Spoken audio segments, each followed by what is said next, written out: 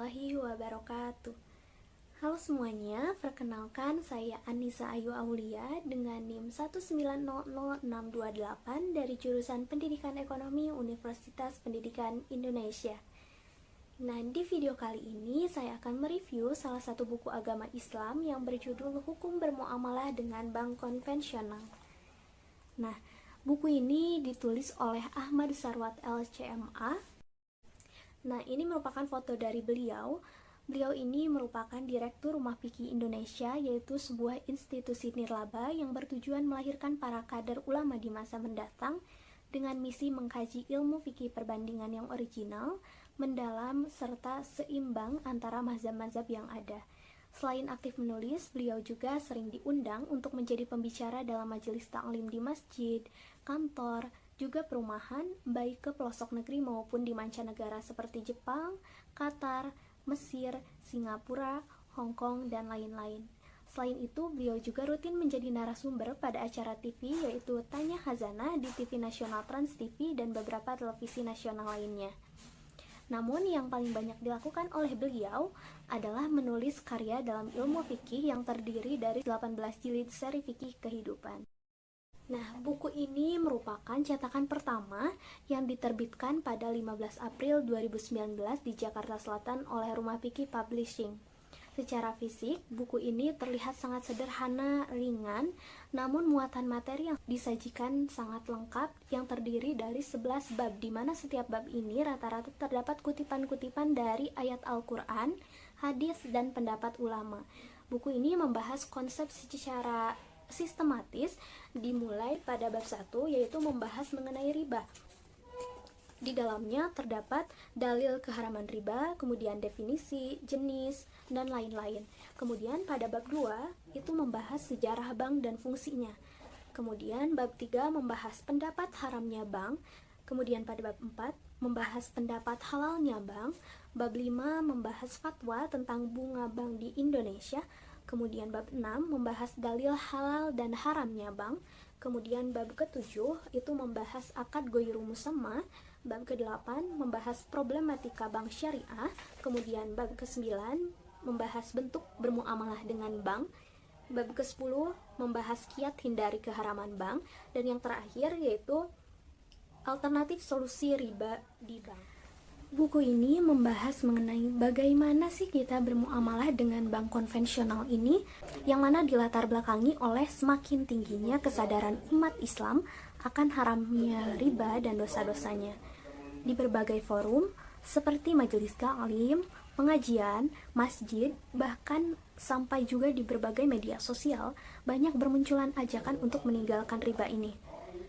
Salah satu yang disasar sebagai pusat riba adalah bank konvensional. Ada muncul beberapa fatwa yang mengharamkan kita bermuamalah dengan bank konvensional. Haram bagaimana? Haram menyimpan uang, haram mentransfer, haram menerima transfer, malah sampai banyak karyawan bank konvensional yang ramai-ramai mengundurkan diri karena ada fatwa yang mengharamkannya ini. Jadi dapat kita simpulkan bahwa meskipun semangat anti riba begitu gencar kita rasakan, namun untuk berlepas diri 100% dari bank konvensional ini bukan perkara yang mudah, karena banyak di antara kita yang terpaksa harus menerima kenyataan bahwa kehidupannya ini pasti terkena debu dan noda dari bank konvensional, seperti kita menyimpan uang di bank konvensional, kemudian transfer, bayar tagihan, terima gaji, naik bus Transjakarta, pembayaran UKT, dan banyak lagi yang lainnya. Nah, untuk melakukan berbagai kegiatan tersebut, kita terpaksa untuk menggunakan uang elektronik yang mana notabene-nya ini merupakan produk dari bank konvensional, bukan produk dari bank syariah. Maka, bermuamalah dengan bank konvensional ini nyaris tidak dapat kita hindari. Lalu, bagaimana cara yang benar dalam bersikap ketika situasinya seperti ini? Apakah tetap kita haramkan bank konvensional ini secara total, ataukah haram yang sifatnya setengah hati, ataukah haram tapi kalau kepepet berubah jadi halal? Nah, para ulama kontemporer memiliki perbedaan pendapat yang cukup panjang. Nah, dalam buku inilah mencatat beberapa hal yang perlu kita ketahui terkait masalah ini. Dalam ayat Al-Quran dan hadis sudah jelas bahwa riba itu haram.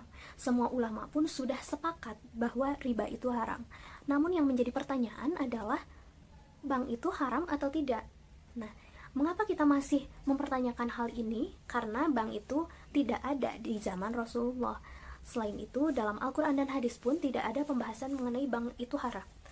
Pembahasan bank ini merupakan pembahasan fikih kontemporer atau kekinian. Nah, ketika muncul bank, para ulama pun berdebat. Bahkan hingga saat ini masih banyak perdebatan. Nah, saya akan membahas sekilas siapa saja sih ulama yang mengharamkan dan menghalalkan bank. Untuk ulama yang mengharamkan, mari kita lihat pada slide berikutnya. Nah, di sini ada beberapa ulama yang mengharamkan. Yang pertama adalah ulama yang paling fenomenal, yaitu Dr. Yusuf Al-Qaradawi. Beliau menulis buku khusus dengan judul Fawaid Al-Burukhi Ar-Riba Al-Muharram, yang mana bunga bank itu adalah riba yang diharamkan, dan dalam buku itu beliau mengklaim bahwa semua ulama sudah sepakat atas keharaman bunga bank.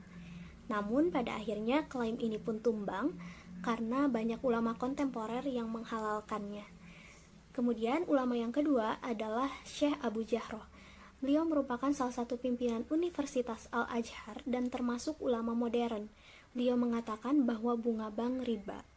Dan yang ketiga adalah Syekh Jadil Haq Ali Jadil Haq, merupakan kalangan pimpinan Universitas Al-Azhar juga. Beliau juga mengatakan bahwa bunga bank haram. Namun ternyata saat munculnya bank-bank modern seperti sekarang ini, kita juga menemukan banyak ulama yang mengatakan itu bukan riba. Ini dia, yang pertama ada Syekh Dr. Ali Jum'ah. Beliau merupakan mufti resmi negara Mesir. Pendapat beliau tentang bunga bank yang pertama adalah bahwa para ulama tidak pernah sampai pada kata sepakat tentang kehalalan atau keharamannya. Maksudnya, akan selalu ada yang bilang halal, ada juga yang bilang haram.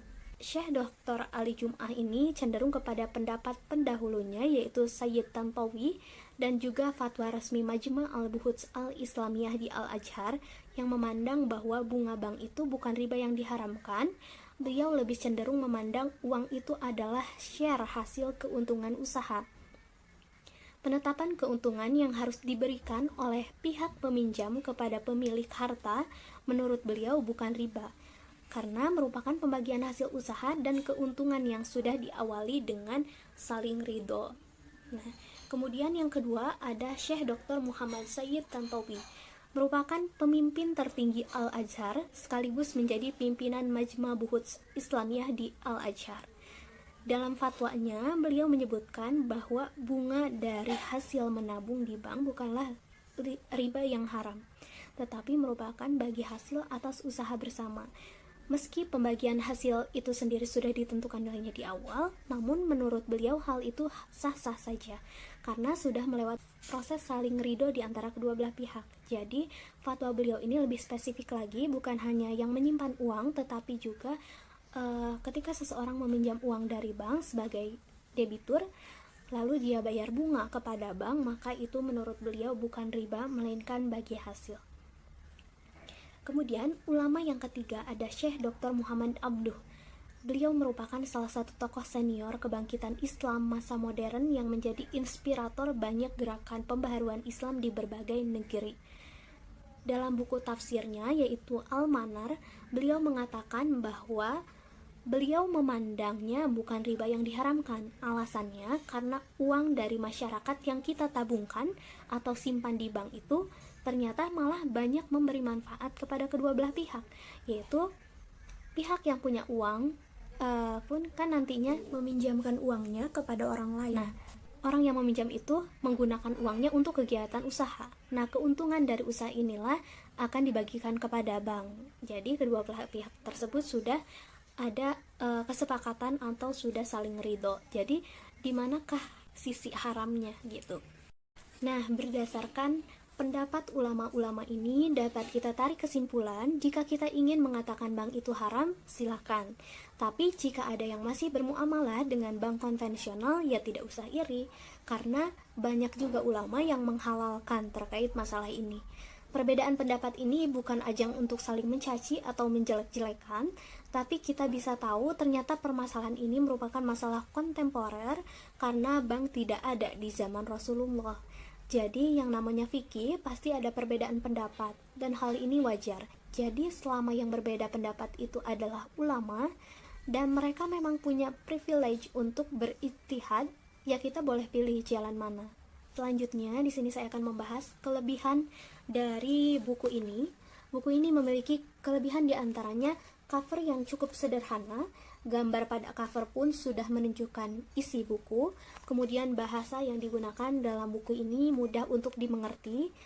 Dalam buku ini tidak hanya menyajikan teori-teori saja, tetapi juga sebagian besar isi dari setiap babnya ini disertai ayat-ayat Al-Quran, hadis, juga pendapat ulama sehingga berfungsi untuk menguatkan teori-teori yang ada dalam buku ini.